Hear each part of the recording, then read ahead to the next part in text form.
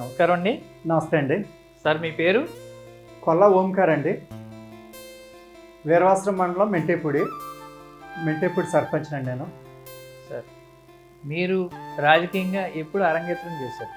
నేను 1995 నుంచి రాజకీయంలో ఉన్నాను సార్. నేను కాంగ్రెస్ పార్టీలో ఉన్నాను. 2014 నుంచి మన గ్రంథ్ శ్రీని గారి ఆధ్వర్యంలో వైఎస్ఆర్సీపీలో ఆయన అండర్లోనే మేము కొనసాగుతున్నామండి. సార్ మీ ఊర్లో 2019 ముందు జరిగిన అభివృద్ధి, తర్వాత జరిగిన అభివృద్ధి గురించి చెప్పగలరా? 2019 ముందు 12 మంది సర్పంచులు అయ్యారు సార్. గ్రామం పంచాయతీ విడిని కానించి 12 మంది సర్పంచులు చేయలేని పని, మంచినీళ్ళు చెరువు బాగా పూడిపోయి ఉందండి. పచ్చగా ఉండేది వాటర్ చిక్కగా. దానికోసం జగన్ గారు పాదయాత్రలో వచ్చినప్పుడు కూడా వాటర్ పట్టుకొచ్చి మా ఊర్లో ఎలా ఉంటుందని అవతల చూపించడం జరిగింది. నేను ఆ చెరువుని గ్రంథ శ్రీనివాస్ గారు ఎమ్మెల్యే గారు అయ్యాక, నేను సర్పంచ్గా గెలిచాక ఫస్ట్ సంవత్సరం లోపే నేను ఆ చెరువుని తవ్వించాను సార్.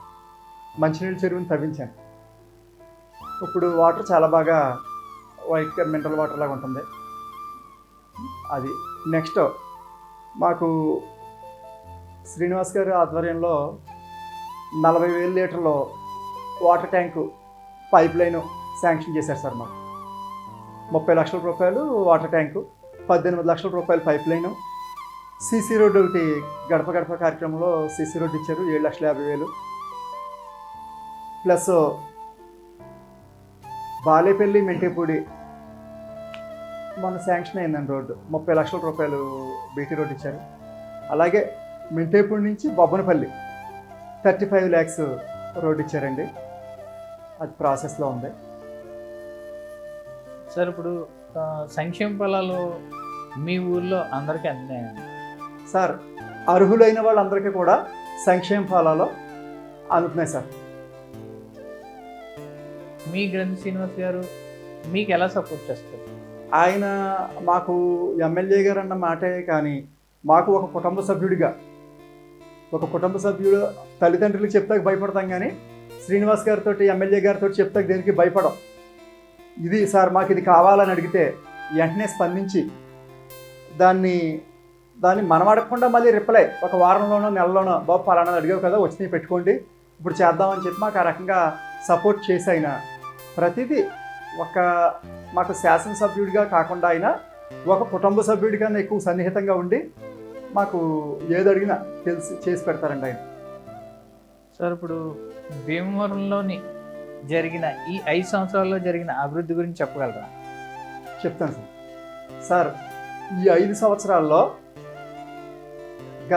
ఎప్పుడైనా మాకు తెలిసి 2004లో ఎమ్మెల్యే గారు కాంగ్రెస్ పార్టీలో గెలిచారు. ఈయన అప్పుడు ఇల్లులు కట్టించారు, స్థలాలు ఇచ్చారు. అప్పుడు కూడా ఈయన అభివృద్ధి చెరువు తవ్వించారు, మంచినీళ్ళు చెరువు తవ్వించారని మేము వింటాం. అంటే 2004కి మా నియోజకవర్గం కాదు, ఇది పాలకొల్లో ఉండేది మాది. తర్వాత 2014 నుంచి మేము దీంట్లో 2009 నుంచి భీమవరం కాన్స్టిట్యున్సీ అండి మాది. 2014 నుంచి సార్ ఆధ్వర్యంలో ఉన్నాం మేము వైఎస్ఆర్ కాంగ్రెస్ పార్టీలో. అప్పటికి ఇప్పటికి ఏంటంటే ఈయన 2019 విన్ అయ్యాక రోడ్లు, అండర్ గ్రౌండ్లు, బ్రిడ్జిలు కానీ, అటు తాడేరు బ్రిడ్జి, ఇప్పుడు సూపర్ స్పెషాలిటీ హాస్పిటల్ 100 పడకల హాస్పిటల్ అది వెళ్ళిపోతుంటే ఈయన నేను భూమి ఇస్తానని చెప్పి 4 ఎకరాల భూమి ఇవ్వటం, అది కూడా భారీ రేట్లో ఉండే భూమి, అది ఇచ్చి ఇవాళ ఆయన ఈ నియోజకవర్గానికి ఒక ఆరోగ్య ప్రదాత కూడా, ఒక రాజకీయ నాయకుడిగానే కాకుండా ఆరోగ్య ప్రదాతగా నిలిచారండి. ఇంకా చెప్పుకుంటాం అసలు చాలా ఉన్నాయండి. ఇప్పుడు మళ్ళీ సైట్లు ఇవ్వటం, ఇల్లులు కట్టించడం, మా గ్రామంలో కూడా సైట్లు ఇచ్చారండి సారు. ఇంకా అనేక రకాలు, ఒకటి కాదు, సీసీ రోడ్లు టౌన్లో చాలా వేసారండి. బ్రిడ్జీలు కట్టారు, సీసీ రోడ్లు, అండర్ గ్రౌండ్లు, మొత్తం అంతా కూడా. కాలేజీకి 30 సెంట్లు సైట్ ఇవ్వటం అంటే అదేం తక్కువ రేట్లో సైట్ కాదు సార్, మంచి వాల్యుబుల్ సైటు. ఇవాళ అన్ని రంగాల్లో కూడా వీళ్ళు దాన ధర్మాలకే పెట్టింది పేరు అన్నట్టుగా గ్రంథ శ్రీనివాస్ గారి ఫ్యామిలీ ప్రజెంట్ గ్రంథి శ్రీనివాస్ గారు కూడా అలాగే మాకు సహకరించడం, ప్రజల్ని ఆదుకోవడం మేము చూస్తున్నాం. ముఖ్యంగా ఏంటంటే బస్ స్టాండ్కి దగ్గరలో ఎవరైనా బస్ దిగి అలా శ్రీని గారి ఇంటికి వెళ్తే ఆయనకి బాధ చెప్పుకుంటే మనకు తీరుతుంది అనే రకంగా జనాలు ఆయన మంచితనాన్ని బట్టి మనుషులు మారారు. ఆయన దగ్గరికి వస్తే ఎవరో గేట్ దగ్గర అడిగి రావట్లేదు, డైరెక్ట్గా లోనకే రావచ్చు. వచ్చి ఆ కుర్చీల్లో కూర్చుంటే బాబు ఏంటి ఎవరు ఏ ఊరి మీద అంటే పలానా ఎమ్మెల్యే గారిని కలుపుతూ వచ్చాం, రండి పలానా వాళ్ళు వచ్చారు సార్ అంటే రండి, మీ సమస్య ఏంటి చెప్పండి అని చెప్పి ఫోను స్పీకర్ ఆన్ చేసి అవతల మనిషితోటి మాట్లాడాలి. పలానా ఎంఆర్ఓ గారు మాకు బర్త్ సర్టిఫికెట్లు ఇవ్వట్లేదండి, లేకపోతే ఇంకోటి ఏదో ఇవ్వట్లేదండి అని అంటే వెంటనే స్పీకర్ ఆన్ చేసి పలానా ఆయన వచ్చాడు పలానా ఊరి నుంచి సార్ మరి అది ఎందుకు చేయలేదు అని అడిగితే దానికి రిప్లై ఇవ్వటం. ఆ రకంగా కొన్ని లక్షల మందికి ఈ 5 సంవత్సరాల్లో కొన్ని లక్షల మందికి ఆయన చేసిన పనులు కంటి ముందు కనపడుతున్నాయి సార్. ఇది కులాలకు అతీతంగాను అన్నిటికీ బాగా చేస్తాడు ఆయన. ఇప్పుడు ఉన్నవాళ్ళని లేనివాళ్ళని అదేం ఉండదు ఆయనకి. పక్కాగా చెప్పాలంటే ఒక పూర్ పీపుల్ లీడర్ అతను, ఇక్కడ మాస్ లీడర్ అంటారు. మాస్ లీడర్ అండి అది. సార్ ఇప్పుడు మీ ఎమ్మెల్యే గారు ఆయనకు వస్తుంది అనుకున్న మంత్రి పదవిని సైతం తృణప్రాయంగా వదులుకున్నారు, ఎందుకంటారు? సార్ ఆయన మినిస్టర్ పదవి నాకు ముఖ్యం కాదు, మినిస్టర్ పదవి అనేది 5 సంవత్సరాలు లేకపోతే 4 సంవత్సరాలు చేస్తే మాజీలు అయిపోతాం మనం. అదే జిల్లా హెడ్ క్వార్టర్ అవుతే మన పిల్లలు తరతరాలు ఫలానా ఆయన జిల్లా పట్టుకొచ్చారు, భీమవరం జిల్లా ఎవరు తెచ్చారంటే గ్రంథి శ్రీనివాస్ గారు ఆధ్వర్యంలో వచ్చింది. అలాగే కలెక్టరేట్ ఇంకా డెవలప్మెంట్స్ జిల్లా రావటం వల్ల అనేక రకాలుగా మనం భీమవరం అభివృద్ధి చెందుతుందని చెప్పి ఆయన మంత్రి పదవి అనేది శాశ్వతం కాదు, ఇది శాశ్వతం అని చెప్పి అది వదులుకున్నారండి.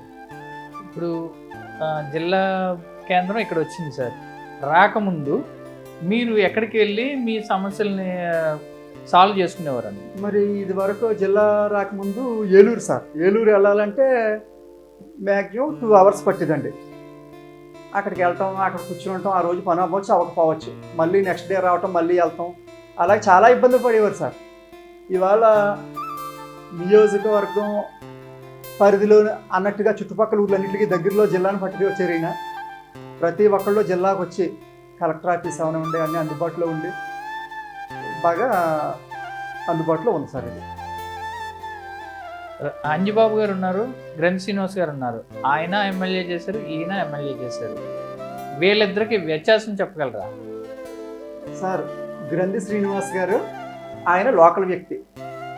భీమవరంలో ఉండే ప్రజలు చిన్నప్పటి నుంచి ఎవరి పరిస్థితి ఏంటి, ఎక్కడ ఏది ఏ రోడ్డుకి ఏ పరిస్థితి ఉంది, వర్షం వస్తే ముగ్గిపోయేది ఏంటి, అక్కడ ఫలానా రోడ్లో వాటర్ నిలబడుతుంది లేకపోతే ఇక్కడ ఎత్తులో ఉంటుంది, ఇది మొత్తం ఎక్కడ ఏ విధమైన ఇబ్బందులు ఉన్నాయని తెలిసిన వ్యక్తి గ్రంథి శ్రీనివాస్ గారండి.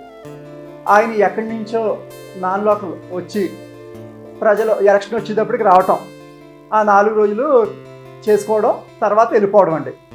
మొన్న కరోనా టైంలో గ్రంథి శ్రీనివాస్ గారు నేనున్నానని చెప్పి ఆక్సిజన్ మిషన్లు కానీ ఎన్నెన్నో చేశారు సార్.